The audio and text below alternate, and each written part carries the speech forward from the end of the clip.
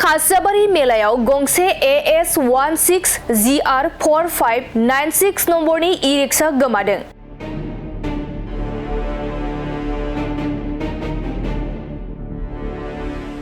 नंगौ थांनाय 22 खालार खालि गसाइगाव महकुमानि सिङाव थानाय खासियाबारिनि मेलायाव बलामजरा गामिनि दैमालु नार्जारिनि गंसे AS16GR4596 नम्बरनि ई-रिक्शाया गोमादों। मख'नो गोनांदि दैमालु नार्जारिया गावनि ई-रिक्शाखौ बायनाया गोबाव जायाखैमोन, अदेबानि दानबाल' जादोंमोन। नाथाय दुखुनांथाव बाथ्रादि थांनाय 22 खालार खालि गसाइगाव महकुमानि सिङाव थानाय खासियाबारिनि मेलायाव बिथांनि ई-रिक्शाया गोमायो। दैमालु नार्जारिया गावनि ई-रिक्शाखौ गोबां नागिरबाय, नाथाय दासिमबो मोनफिननो हायाखै।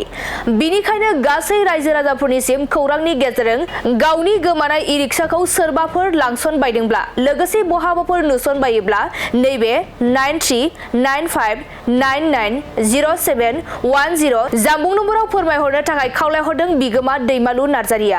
मेलाया बबे जायगायावहाय जादोंमोन? खासियाबारि बाजार खाथियाव। रिक्शा कालारा मा कालारनिमोन? ब्लु कालारनि। गारि नाम्बारखौ गोसोआव दङ ना? गारि नाम्बारखौ गोसोआव दङ। गारिया बेसेबांसो मासनि जाखोमोन? आंथ' EMI खनब्रै होबाय। होमबालाय गोदानानो ना? 5 माससो जाबाय जानो। जिहेतु नोंथांनि ई-रिक्शा बा टट'आ गोमाबाय, दा रायजो राजाफोरखौहाय मा खावलायहरनो सानो? सोरबा आं बुंनाय बायदि कालार आरो नाम्बारखौ नुयोब्ला गारिखौ आंनि मबाइल नाम्बारावहाय फन खालामनानै खोन्थाहरनो हागोन। आंना टट' गोमादों। आं बलामजरा गामिनि। मा नाम? दैमालु नार्जारि। पस्ट अफिस रायमना, थाना गसाइगाव। जाथाया माबोरै जानायमोन? जाथाया जाहैदों आं बिदिनो 10थासो टाइमावहाय 9टा 10टासो टाइमावहाय 12 बिसायाव थांदों। आं खाथ्रि बायस'नानै लाङो हिसाबै खाथ्रिखौ लाजेनदोंना लाजेनाखै नायनो थांदों आङो 12 बिसायाव। ओमफ्राय 12 बिसानिफ्राय फैफिननायावहाय खासियाबारिसिमावहाय बेटारिया एसे सर्ट जादों गारिना। ओमफ्राय न'आव फैफिननानैथ' आं खासियाबारियाव थांफिननो हानाय नङा मेला नायनो। ओमफ्राय बेवहाय हिनजावा मेला जाहैनो होनबाय थानायखाय आङो सानबाय आं बाहायनो मेलायावनो थालांसै। ओमफ्राय हिनजावखौ फन खालामनानै दस्रा गारिजों फैनो थिनसै।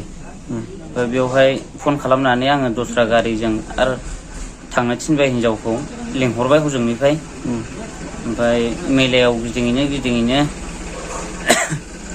टाइमा मेला जानानै मेलायाव बेरायनानै टाइमा गैयाबाबो 11टासो मोनानि 11टासो समावहाय न'आव फैनो होननानै जखन गारिखौ आं लायनो थाङो, अब्ला गारिखौ नायब्ला गारिया गैया जायगायाव। गारिया मा कालारनिमोन? गारिया ब्लु कालारनि। नाम्बारा AS16GR4596। मा गारिमोन? एनार्जि।